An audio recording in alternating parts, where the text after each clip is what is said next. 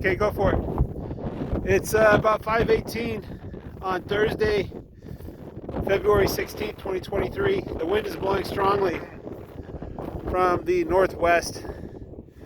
Let me try to find a good position here.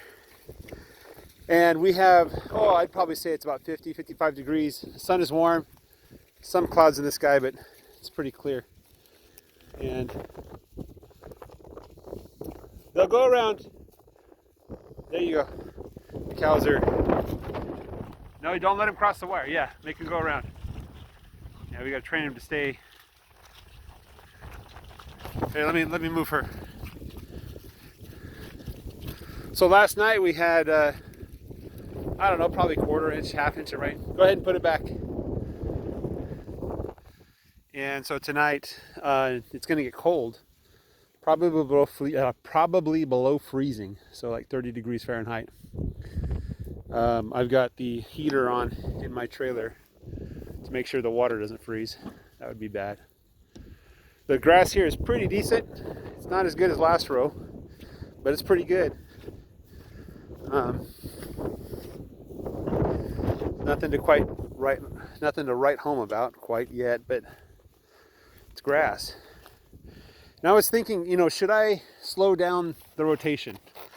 Like if I gave them 50 feet every 3.5 days instead of 100, it would be 6 months before they come back here. It'd be a whole year, half a year. And I'm thinking for our climate, the amount of rain expected, by the way, we're no longer in drought, not even D0. There's no anticipation of drought. So right now the drought outlook is no drought. So, but yeah. Well, you got to get it on that wire. Here, just take it off the fence and do it again. It's got to be one more up. Oh, that. Yeah, that's where it goes. There you go. Yeah, that'll work. We got to dump the water and bring it, and then the minerals too.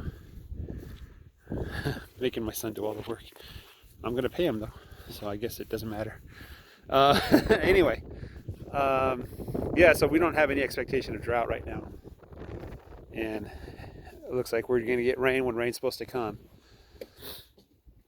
Really, often the concern here in this area is not drought, it's too much rain. It's flooding. It's your fields being muddy. Which right now, honestly, the fields aren't that bad. It was a lot worse when I bought the field in 2021. I think I bought it like in May or something like that. Anyway. Yeah, we're doing pretty good. Wind is blowing quite strongly. Hopefully you guys aren't picking that up on the microphone. So yeah, so 100 feet will give me about a 3-month rotation. 100 feet every 3.5 days, 200 feet every week. So it's a 2,560 foot long field. It's half a mile. For those of you that know that a mile is 5,120 feet. So we have 2,560 divided by 200. It's 14 weeks, right? And 14 weeks is a little over 3 months. So not 14, sorry, 13 weeks. Yeah, about 13 weeks. It's a little over 3 months. So with 100 feet, we won't come back to this piece of ground for another 3 months. So what will this ground look like on April 16th? That's when we'll come back here. No, May 16th, right? So May, the weather's going to be quite warm. Hopefully we'll be in the 80s by May. That's generally what happens, 70s and 80s in May. And it will have 3 months to grow. So I expect by the time I come back here, the grass should be up to my armpits,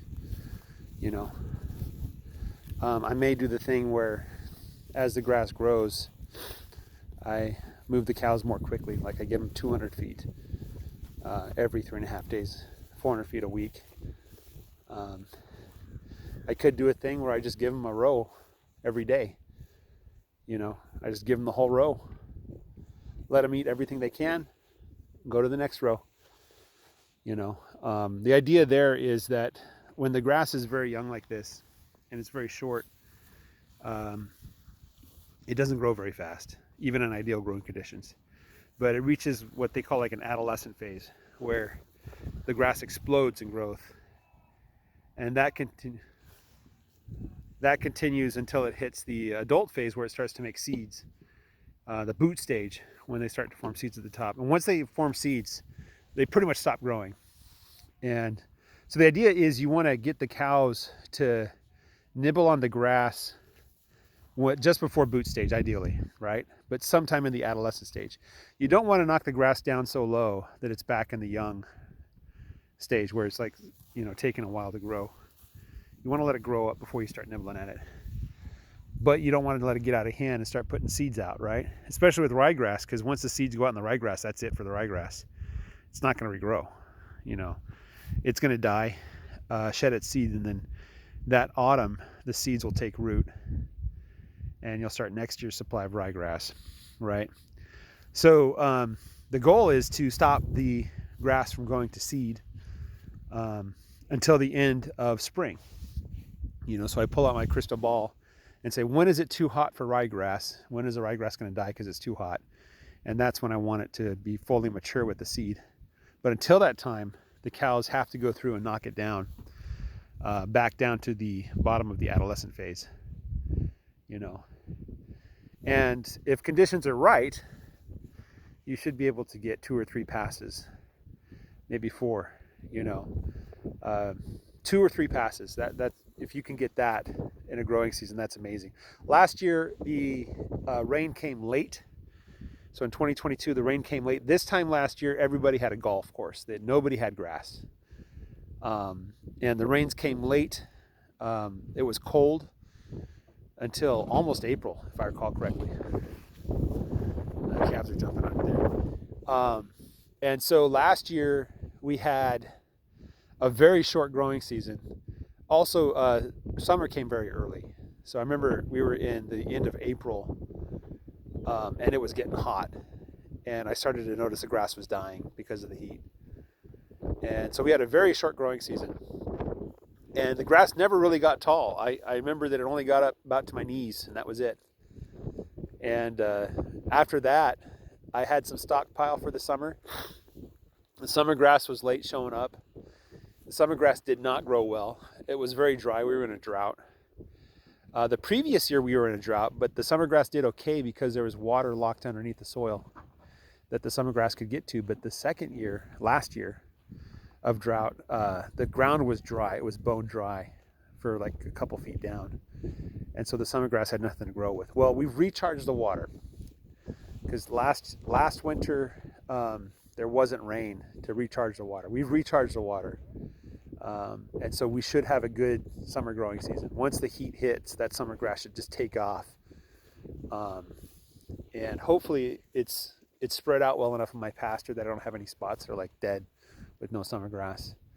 But also I'm looking forward to getting the spring ryegrass, really taking off and trying to hit it before it hits boot stage and trying to get as much grass into the belly of the cows. And what they can't eat, I want them to trample into the ground to feed the wildlife under the soil. So, and the other thing too is the summer grass is not really great for cows. They don't really gain a lot of weight on it. If you eat the grass-fed beef that's been raised on the summer grass, it's terrible. It's horrible meat.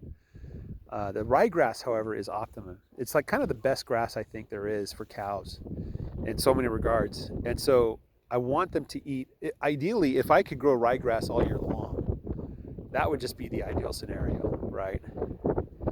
And I'm hoping I can get an extended growing season if I have a lot of ground cover to keep the soil cool, even as it starts to warm up too much. The ryegrass-fed, grass-fed cows that are finished on ryegrass are almost the same as grain-fed, right? They have the same flavor, very tasty, lots of fat. The ryegrass is where it's at in terms of raising cows, and that's what I'm banking on to help the cows grow. So anyway, that's what I'm thinking right now about the spring growing season. I'm really looking forward to it. I'm very excited because the grass is already this tall, you know. And this is almost, I would almost say this is an adolescent phase right now. It's the beginnings of the adolescent phase. That's tall enough. So I'm looking forward to it. All right, guys, well, have a great day. Hopefully things will go my way and we'll have some fat cows and everything will be right. Have a great day. Take care. Bye-bye.